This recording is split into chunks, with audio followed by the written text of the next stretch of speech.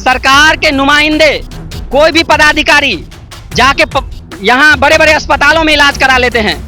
कभी पीएमसीएच में जाकर देखा है, कभी डीएमसीएच में जाकर देखा है, कभी गया मेडिकल कॉलेज में जाकर देखा है, कभी किसी जिला अस्पताल में देखा है, कभी किसी अनुमंडलीय अस्पताल में जाकर किसी पदाधिकारी ने इलाज कराया, किसी एमएलए एमपी ने इलाज कराया? नहीं कराया, क्योंकि वहाँ की व्यवस्थाएं ही नहीं है। जबकि सरकार विश्व स्तरीय अस्पताल बनाने की बात कर रही है, 5400 बेडेड अस्पताल। एक्सरे टेक्नीशियन, एक्सरे करने के लिए एक्सरे टेक्नीशियन नहीं है। एकलौता पीएमसीएच एक दिन में 1,500 मरीजों का एक्सरे होता है, जो सिर्फ स्टूडेंट करता है। राज्य के जो 13 करोड़ आम आवाम है, उनके स्वास्थ्य की चिंता नहीं है। राज्य सरकार के नुमाइंदे अपनी इलाज कराते हैं बाहर में। सिर्फ बिल्डिंग करोड़ों करोड़ों का बना दिए हैं, इंजीनियर्स बना दिया, सब कुछ कर दिया, लेकिन संचालन ही नहीं होगा तो फिर ऐसे अस्पताल का क्या है? वहाँ पे कहीं भेड़ रह रहा है, कहीं बकरी रह रहा है, कहीं कुत्ता रह रहा है। हजारों स्टूडेंट पढ़ रहे हैं, लेकिन पढ़ाने के लिए ट्यूटर डिमॉन्स्ट्रेटर नहीं है, लेक्चरर नहीं है। आखिर बिना ट्यूटर डिमॉन्स्ट्रेटर के विद्यार्थी क्या पढ़ेगा, क्या लिखेगा? फिर प्रोटेस्ट करेंगे, तब आप कहिएगा कि हाहाकार मच गया, मरीजों को दिक्कत हो रहा है। भाई मरीजों को तो तब दिक्कत हो रही है ना जब स्टाफ ही आपके पास नहीं है। नवंबर तक अगर हम लोग का काउंसलिंग नहीं होगा तो गर्दनिया बाग में हम लोग कंटिन्यू अनिश्चितकालीन धरना हम लोग गर्दनिया बाग में करेंगे जब तक हम लोग का काउंसलिंग नहीं होगा।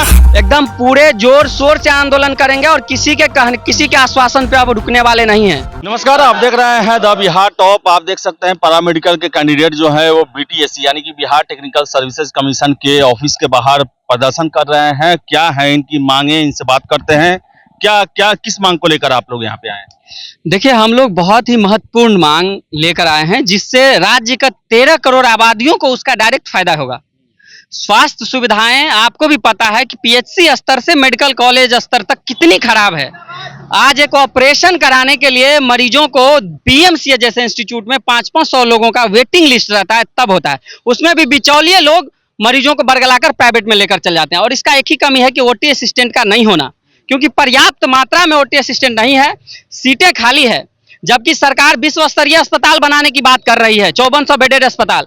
एक्सरे टेक्नीशियन, एक्सरे करने के लिए एक्सरे टेक्नीशियन नहीं है। एकलौता पीएमसीएच एक दिन में 1,500 मरीजों का एक्सरे होता है, जो सिर्फ स्टूडेंट करता है। क्या बहाली नहीं निकला है क्या अभी तक? बहाली निकली 2022 में, आज तक उसके लिए काउंसलिंग प्रक्रिया नहीं हुई। जब तक आप ही बताइए, जब तक काउंसलिंग नहीं होगा तब तक योग्य अभ्यर्थियों का चयन कैसे होगा? सरकार जो विज्ञापन निकाली उसके एवज में हजारों स्टूडेंट अप्लाई किए। अब सरकार ये नहीं डिसाइड कर पा रही है कि इसमें योग्य कौन है। जो नियमावली है उस नियमावली के तहत तत्काल काउंसलिंग कराने की जरूरत है। और काउंसलिंग उपरांत सभी जगह जिला अस्पताल से लेके जो रोड के साइड में ट्रॉमा सेंटर खोला गया है, आपको पता है कि लगभग 21 जगहों पर 21 जिलों में रोड एनएच साइड में जो है सो ट्रॉमा सेंटर खोला गया है। वहां पर आपको भी पता है कि एक्सीडेंटल केस ज्यादा आते हैं, जहां पर एक्सरे का जरूरत होता है, ओटी असिस्टेंट का जरूरत होता है। कोई सुविधा ही नहीं है, कोई लोग ही नहीं है। क्या बोले यहाँ पर आप लोग आए हुए हैं? यहाँ पे आज ये बताए हैं कि यहाँ के सचिव महोदय की जो 15 अक्टूबर तक जो है सो हम लोग स्क्रूटनी फाइनल हो गया है और 15 अक्टूबर तक हम लोग आपत्ति मांगेंगे। उसमें जो लोग कोई आपत्ति होगा वो देंगे, फिर उसमें हम सुधार करेंगे और उसके बाद काउंसलिंग कराएंगे।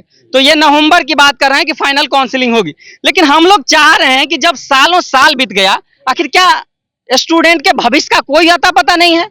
क्या मरीजों को राज्य के जो 13 करोड़ आम आवाम है उनके स्वास्थ्य की चिंता नहीं है? राज्य सरकार के नुमाइंदे अपनी इलाज कराते हैं बाहर में। तेजस्वी यादव कहते हैं 1,60,000 से अधिक सीटें खाली हैं। क्या लगता है बहाली हो पाएगी सही से और समय से? देखिए, सीटें खाली जरूर है, इसमें कोई शक नहीं है कि सीटें खाली नहीं है, उससे भी ज्यादा सीटें खाली है। लेकिन सरकार को चाहिए कि ईमानदारी से जो नियुक्ति के लिए विज्ञापन पेंडिंग है उस नियुक्ति को कम से कम पूरा करें, उसके बाद नई बहाली तुरंत दे। क्योंकि आजकल जो है अस्पताल में आपको गिना दे रहे हैं हम, लगभग अस्पताल 534 पीएचसी है, 36 जिला अस्पताल है, 12-13 मेडिकल कॉलेज संचालित हैं, साथ ही साथ 8100 जो है सो हेल्थ सब सेंटर है, अतिरिक्त प्राथमिक स्वास्थ्य केंद्र 1372 है, और साथ ही साथ ट्रॉमा सेंटर सभी जिले में खोला गया है।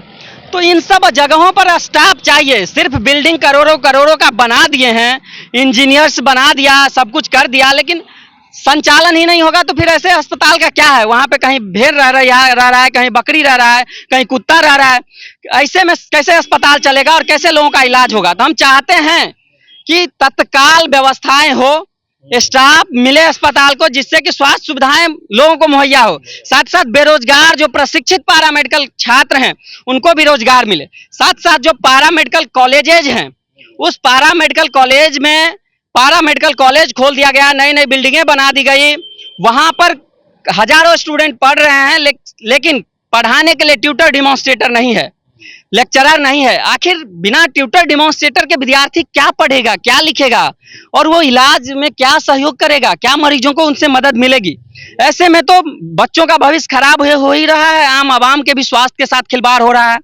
मेरा सरकार से रिक्वेस्ट है कि तत्काल गेस्ट फैकल्टी के तौर पे वहाँ ट्यूटर डिमॉन्स्ट्रेटर को बहाल करें। हमने सरकार को कई बार लगभग 250-300 एलिजिबल योग्य बच्चों का, छात्रों का हमने सर्टिफिकेट सहित सारा साक्ष्य दिया कि आप गेस्ट फैकल्टी के रूप में वहां बहाल करिए और कोई दिक्कतें नहीं होगी पैरामेडिकल कॉलेज के संचालन में। साथ ही साथ ये नियुक्ति को तत्काल पूरा करिए, जिससे कि रोजगार भी मिले बेरोजगारों को, क्योंकि सरकार का कहना है कि दबाए कार्रवाई सुनवाई वाली सरकार है, कार्रवाई होगी। तो हम लोग सुनवाई कब से रट लगा रहे हैं, तेजस्वी यादव जी से मिल रहे हैं, माननीय उप मुख्यमंत्री जी से, उन्होंने भी कहा था कि बहुत जल्द होगा, लेकिन अभी तक नहीं हुआ है। पैरामेडिकल काउंसिल को लेकर के कई बार बात हुई कि कैबिनेट में फाइल जा रही है, लेकिन आज तक कैबिनेट में फाइल नहीं गया है। तो आखिर कब तक ऐसे चलेगा? ऐसे होगा तो फिर हमको लग रहा है कि अगले 1 महीने में फिर हम लोग राज्य स्तरीय फिर प्रोटेस्ट करेंगे, तब आप कहिएगा कि हाहाकार मच गया, मरीजों को दिक्कत हो रहा है। भाई मरीजों को तो तब दिक्कत हो रही है ना जब स्टाफ ही आपके पास नहीं है। तो तत्काल ये चीजें होनी चाहिए, अन्यथा हम लोग अब मानने वाले नहीं हैं। सरकार से हर कदम पर लड़ने को तैयार हैं। सरकार के नुमाइंदे, कोई भी पदाधिकारी जाके यहाँ बड़े बड़े अस्पतालों में इलाज करा लेते हैं। कभी पीएमसीएच में जाकर देखा है, कभी डीएमसीएच में जाकर देखा है, कभी गया मेडिकल कॉलेज में जाकर देखा है, कभी किसी जिला अस्पताल में देखा है, कभी किसी अनुमंडलीय अस्पताल में जाकर किसी पदाधिकारी ने इलाज कराया, किसी एमएलए एमपी ने इलाज कराया? नहीं कराया, क्योंकि वहां की व्यवस्थाएं ही नहीं है। आज एक्सरे मशीन लाखों रुपए की, अल्ट्रासाउंड मशीन लाखों करोड़ रुपए का है, लेकिन उसको चलाने वाला कोई टेक्नीशियन नहीं है। ओटी टेबल 2-2 लाख, 4-4 लाख, 5-5 लाख रुपए का ओटी टेबल है। वो ओटी टेबल को कोई देख रेख करने वाला ओटी असिस्टेंट नहीं है। वो ओटी टेबल ऐसे ही 5-7 साल में टूट जाता है। तो सिर्फ ये पैसे का बंटवारा कब तक होता रहेगा बंदरबाट? कम से कम आम आवाम के पैसों का सही उपयोग हो, उनके स्वास्थ्य में, खास करके किसी भी राज्य का या किसी भी देश का शिक्षा स्वास्थ्य जो है सो बेटर रहेगा, तो ही बेटर हो पाएगा संचालन। और ये दोनों ही चीजें हमारे राज्य में काफी निचले पायदान पर है। हम लोग चाहते हैं कि स्वास्थ्य व्यवस्था में सुधार हो, पैरामेडिकल कर्मी जो प्रशिक्षित हैं उन लोगों को रोजगार मिले। साथ साथ जो पैरामेडिकल कोर्स कर रहे हैं उन लोगों को झारखंड सरकार के तर्ज पर, जो पैरामेडिकल स्टूडेंट कोर्स कर रहे हैं उनको झारखंड सरकार जिस तरह से कैबिनेट से पास किया है कि जो लोग पास करेंगे उसके बाद उसको सरकारी अस्पतालों में रख लिया जाएगा कॉन्ट्रैक्ट पर, उसी तरह से कम बिहार के भी छात्रों को 1 साल के लिए कॉन्ट्रैक्ट पर रखा जाए।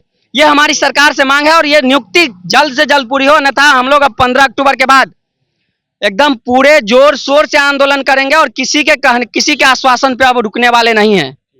आपका क्या नाम है, क्या कहना है? मेरा नाम सुरेंद्र सुमन हुआ, प्रधान महासचिव पैरामेडिकल छात्र संघ बिहार। मेरा एक ही मुद्दा है और हम लगातार इसी मुद्दा से दौड़ रहे हैं, मार भी खा रहे हैं, डंडा भी खा रहे हैं प्रशासन का। हम लोग पे एफआईआर भी हो रहा है, पूरे बिहार के बच्चा को धमकाया भी जा रहा है। मेरे मांग है कि पैरामेडिकल का यहाँ जो 3 ओटी असिस्टेंट, एक्सरे टेक्नीशियन और इसी टेक्नीशियन को जो बहाली अभी लंबित यहाँ पे है, काउंसलिंग नहीं हो रहा है।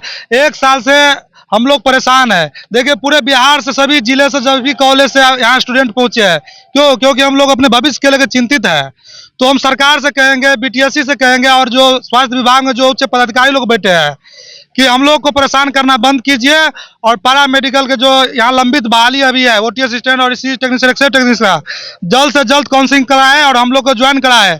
ये सर बोले हैं कि आप लोग का जो आपत्ति दर्ज है अक्टूबर तक हो जाएगा।